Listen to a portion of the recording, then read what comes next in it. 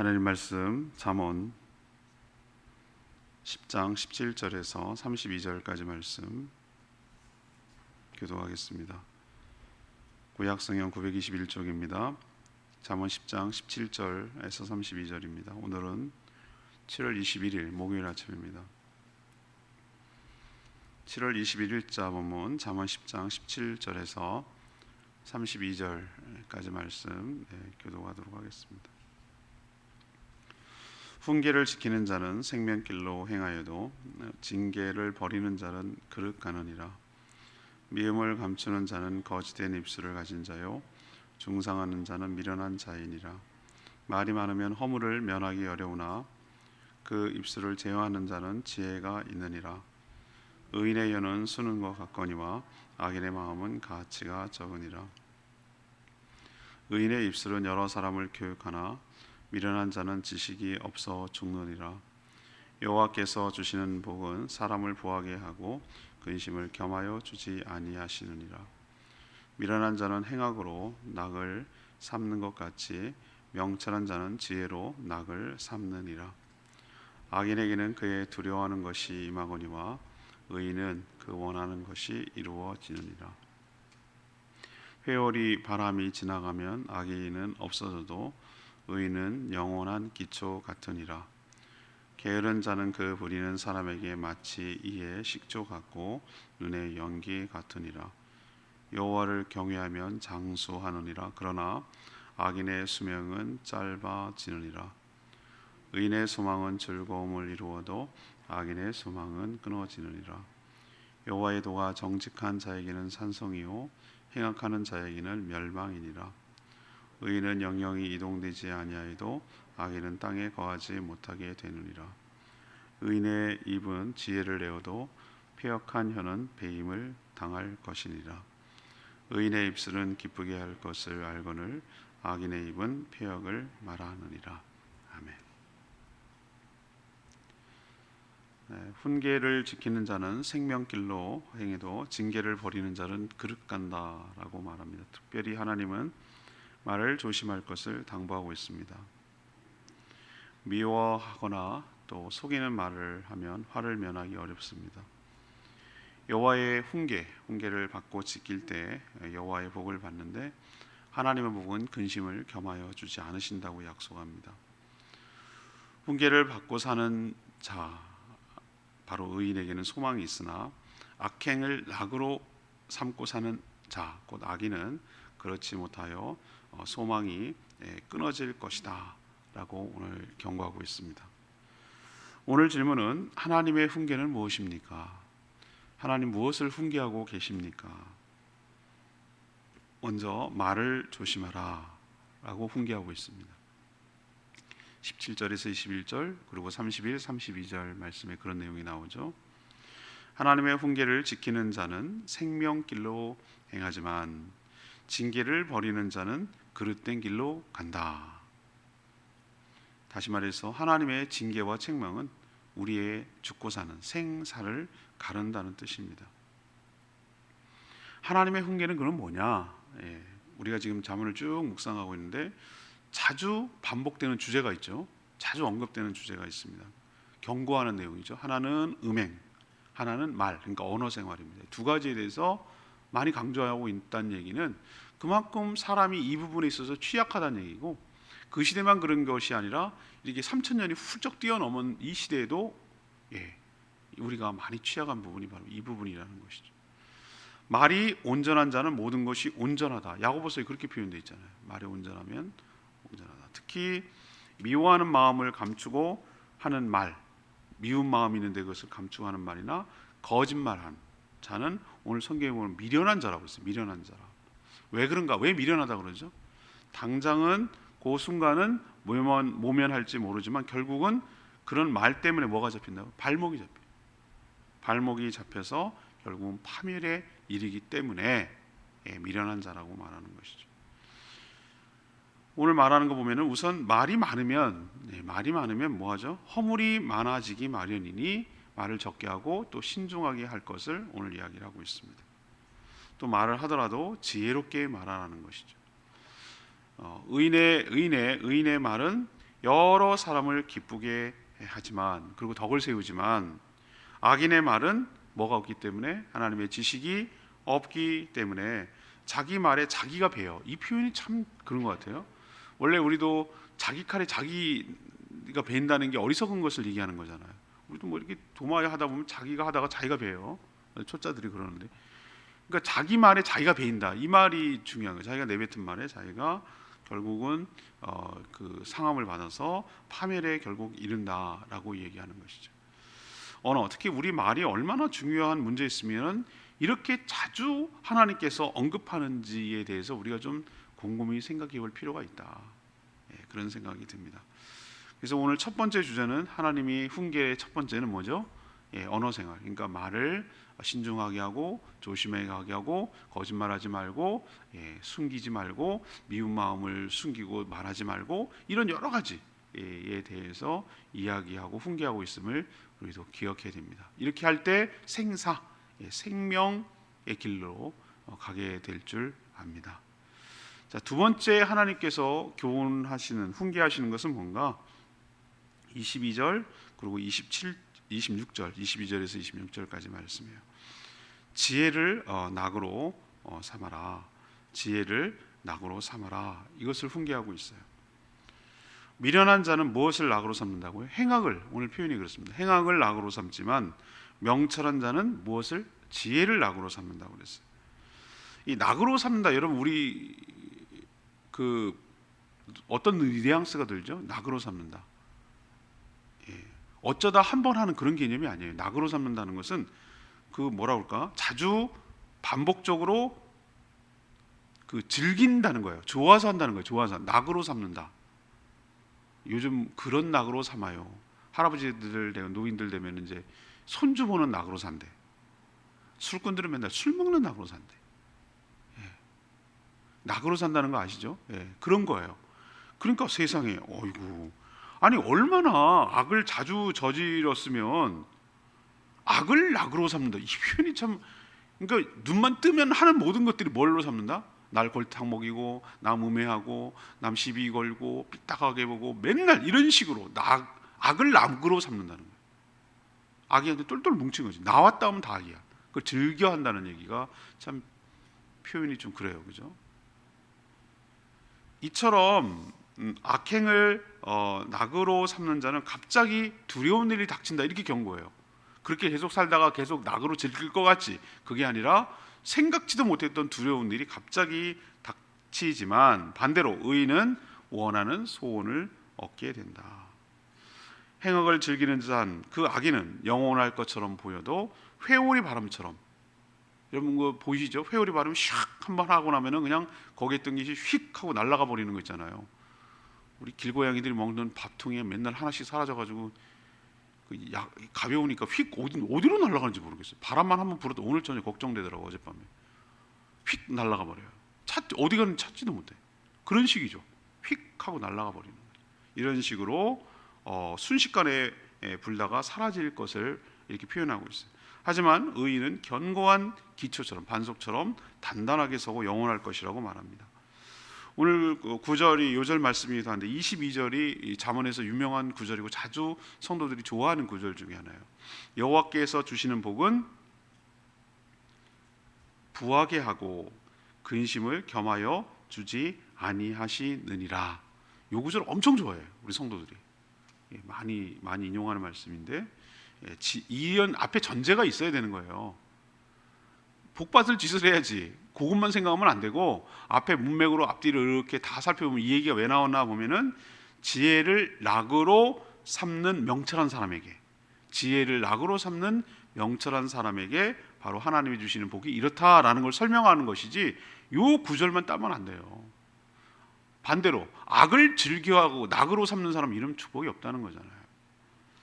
세상이 주는 복은 불완전하며 일시적이지만 하나님이 주시는 이런 복은 영원하며 또 마음의 평강을 겸하여 주신다. 근심을 겸하여 주지 않는다는 얘기는 마음의 평강을 겸하여 주신다라는 뜻이죠. 자, 그렇다면 우리가 지혜를 낙으로 삼지 않을 이유가 없어요. 이런 축복을 받아 평강을 누리는데 왜 지혜를 낙으로 삼지 않겠어요? 그래서 지혜의 보고라고 할 수 있는 성령을 늘 가까이에서 즐겁게 따라 순종할 때 하나님이 약속하신 이 22절의 축복, 여호와께서 주시는 복은 사람을 부하게 하고 근심을 겸하여 주지 아니하시느니라, 이런 축복이 여러분 삶 가운데도 있게 되기를 원합니다. 자, 세 번째는요, 27절에서 30절 하나님의 훈계는 뭔가? 세 번째 훈계는 하나님을 경외하며 살아라. 이게 훈계예요. 하나님을 경외하며 살아. 오늘 또 얘기하죠. 지혜의 근본은 하나님을 경외하는 것이다. 거기서 모든 지혜가 나오고 생명이 나오고 축복이 나오기 때문이다. 하나님을 경외하는 의인과 그렇지 못한 악인의 삶을 지금 대조해서 설명하고 있어요. 우선 하나님을 경외하는 자, 지혜로운 자는 어떤 축복이 있죠? 27절 장수, 오래오래 사는 장수의 축복이 있지만 악인의 수명은 뭐한다? 짧아진다라고 말했어요. 그럼 오래오래 사는 거냐? 아니에요. 이건 단순히 육신의 수명만 오래오래 90세, 100세 이렇게 사는 거. 요즘은 정말 100세 시대 맞는 것 같아요. 제가 전에 섬기던 교회 최근에 그 권사님 사진 이게 올라왔는데 구순이래요. 구순. 벌써 그분이 허원사님이 그렇게 됐구나 이런 생각이 드는데 정정하셔. 100세까지 사실 것 같아요. 예. 구순. 요즘은 뭐 80은 아주 그냥 뭐 청춘이 청춘. 내가 보니까. 70은 애고요. 요즘 70 어디에서 명함되면 팔순잔치쯤 해야 좀 어르신 뭐 이러지. 구순잔치쯤 해야 뭐 이렇게 하지. 회갑은 어디 큰일 날 소리예요. 그냥 생일 잔치 하는 거지. 회갑은 큰일 날 소리. 자, 그렇게 오래 사는 걸 말하는 게 아니에요. 여기서. 자, 계속 오래 사는 걸 뭐라고 끝까지 오래 사는 걸 뭐라고 합니까? 영생이라고 말하잖아요. 여기서 뭘 염두에 두고 있냐면은 단순히 오래오래 살 거야 라는 개념이 아니라 뭐 하는 거죠? 하나님을 경외하는 자는 영생을 누린다. 그 뜻을 이렇게 우회적으로 표현하는 거예요. 또 하나님을 경외하는 의인은 소망은 즐거움을 이루지만 악인의 소망은 뭐하러 끝난다? 허망하게 끝난다. 허망하게 끝난다. 영원하지도 않고 이룰 수도 없다라는 것을 보여줍니다. 하나님의 도 곧 지혜는 정직한 자에게 산성처럼 보호막이 되어주지만 행악하는 자에게는 멸망일 뿐이다. 하나님을 경외하는 의인은 영영이 이동되지 않지만 악인은 땅에 거하지 못할 것이다. 그러면 이 땅도 아까 말했듯이 우리가 말하는 이 땅을 밟고 땅을 딛고 살아가는 이 땅이 말하는 것이 아니라 아까 오래 살 것이다가 영생을 뜻한다면 이 땅은 무엇을 말하는가? 하나님이 계획하고 계신, 우리는 지금 상상도 할 수 없지만 지금 우리가 몸을 입고 이 땅에 살고 있기 때문에 우리는 그 차원의 세계를 모르잖아요. 하나님의 세계가. 그렇지만 분명한 것은 뭐가 있다는 거예요? 땅이 있다는 거예요. 땅이. 실체가 있다는 거예요. 허공에 떠다니는 거 아니고 우주에 이렇게 붕붕 떠다니는 거 아니라 땅이 있다고. 뭔지는 몰라요. 차원은 다르지만 새로운 차원으로 넘어갈 건데 땅이 있다는 거예요. 그것은 바로 하나님이 예비하신 천국을 말하는 것이죠. 그래서 하나님을 경외하는 것이 뭐라고 말합니까? 지혜의 근본이자 뭐라고요? 축복이라고 오늘 말하고 있어요. 오늘 세 가지 교훈 얘기한 거, 훈계한 거 얘기하시죠? 뭐 조심해라? 말을 조심해라.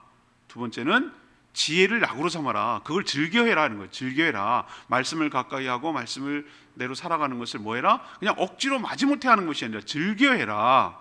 세 번째는 또 뭐예요? 하나님을 뭐하며 살아라? 경외하고 두려워하며 존경하며 사랑하며, 그래서 함부로 하지 않으며 그 앞에서 조심스럽게 살아가는 경외하며 살아라 라고 오늘 얘기하고 있습니다. 오늘 레마의 말씀이 아까도 여러 번 강조했지만 22절 말씀 꼭 붙들고 살아가길 바랍니다. 이 9절 말씀이 너무 귀한 요절이에요. 요절. 동그라미를 치고 어디 옆에 적어놨다가 암송하시면 좋을 것 같아요. 그렇구나. 하나님께서 주시는 복은 이렇지. 사람을 뭐하게 하고? 부하게 하고. 이 부하게 한다고 자꾸 물질로만 생각하시면 안 돼요, 여러분. 물질로만 생각하는 게 물질도 포함하고, 그 물질이 아니냐? 그것도 아니에요. 물질만 포함한 게 아니라 물질도 풍성하고, 내 주변에 있는 좋은 관계도 풍성하고, 내가 여러 가지 하는 결실도 했던 무슨 일을 했을 때 결과가 나타나는 거, 그것도 풍성하고, 내 삶이 윤택하고 풍성하고 이런 전체를 부함이라고 표현하는 거죠. 행복하게 사는 거죠. 행복하게 살아가는. 사람이 돈 많으면 뭐예요? 자기 혼자 밥 먹으면 무슨 재미가 있는데? 아니 뭐 밥을 먹어도 맛있는 걸 먹어도 혼자 먹으면 여러분 맛있어요? 막 맛있다 이렇게 먹어요? 맛있는 거 먹을 때 내가 사랑하고 좋아하고 편한 사람들하고 즐겁게 그 즐거움을 나눌 때 행복하잖아요. 맞죠? 근데 그렇게 먹을 사람이 없어. 근데 돈만 있어. 그게 무슨 맛으로 먹겠냐고. 그러니까 부함이라는 것은 이 종합적이고 이 종합선물 같이 그런 걸 말하는 것이 단순히 재물만 통장에 잔고가 많을 것 이런 개념은 아니에요. 하나님의 주신 축복 이겁니다. 사람을 부하게 하고, 그런데 부하긴 부한데 뭐가 있으면 안 돼요? 근심이 있으면 이게 부하겠냐고요. 그게 무슨 의미가 있겠냐고. 마음에 괴로움이 있고 죽지 못해 살고 마지못해 이게 무슨 의미가 있냐고. 근심이 없다는 얘기는 마음에 평강이 있다는 얘기죠. 하나님이 믿는 구석이 있으니까 든든함이 있다는 것이죠. 아무런 걱정 근심이 거리가 없다는 개념이 아니라 하나님을 믿기 때문에, 하나님을 의지하기 때문에 마음의 안정감과 평강을 누리는 것을 근심을 겸하여 주지 않는다고 말해요. 하나님 지금 축복이 이런 성격이 있다 이 말이에요. 얼마나 귀한 말씀이에요. 그렇지, 이 축복을 받아 누려야지. 그러려면 그 앞에 있는 얘기, 지혜와 명철을 즐겨하는 그런 삶을 살게 되기를 원합니다. 오늘 말씀 붙들고 기도하기 전에 539장 찬양지 539장 부르고 기도하겠습니다. 찬양지 539장 주의 인자는 끝이었고,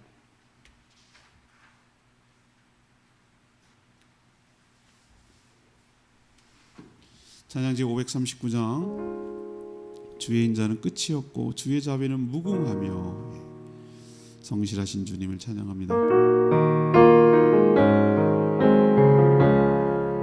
주의 인자는 끝이 없고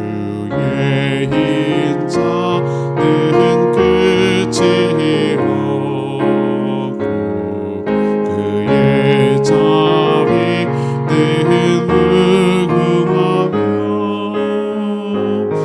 아침마다 새롭고 늘 새로우니 주의 성실이 금이라.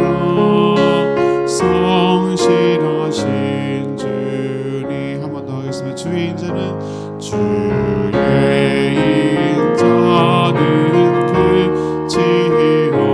없고 그의 자비는 무궁하며, 아침마다 새롭고 늘 새로우니 주의 성실이 금이라. 성실하신 주님.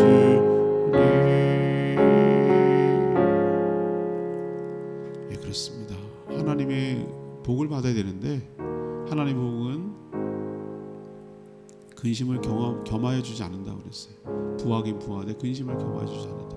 그러기 위해서는 하나님의 훈계를 잘 들어야 돼요. 우리의 말을 조심하고, 또 우리가 지혜를 낙으로 삼고, 또 하나님께서 주시는 그 내세의 소망을 가지고 하나님의 훈계를 사랑하며 살아가는 저희들 되기를 원합니다. 그렇게 살게 해달라고 주여 외치며 기도합니다.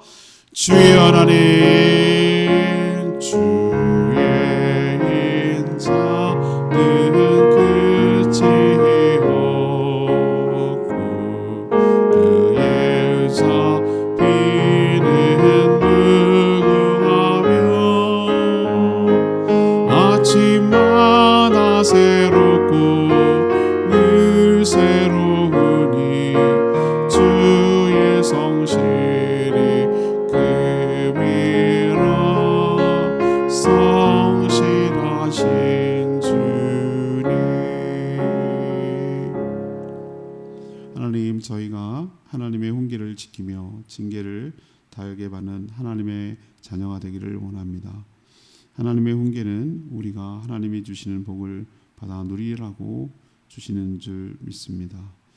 무엇보다도 자주 강조하시는 말을 조심하게 하시고, 감추거나 속이는 거짓말을 하지 않게 하여 주시며, 말이 많아 실수하지 않게 하여 주시옵소서.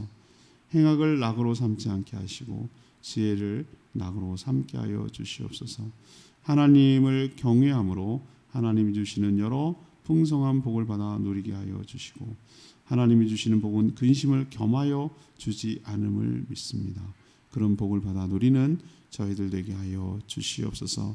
오늘도 간구하는 모든 기도 주님 응답하여 주시고, 폭염과 열대야 속에 건강 잃지 않고 코로나 확산에도 안전하게 지켜 보호하여 주시옵소서. 사랑하는 성도들 아픈 분들 속히 회복시켜 주시고, 또 오늘 여러 가지 삶의 일터에서 맡겨진 일들 잘 감당할 수 있도록 힘을 더하여 주시옵소서. 주님께 모든 것 맡기며 예수 그리스도의 이름으로 축복하며 기도합니다. 아멘. 오늘 하루도 주님 은혜 가운데 살기를 축복합니다. 충분히 기도하고 하루 시작하겠습니다.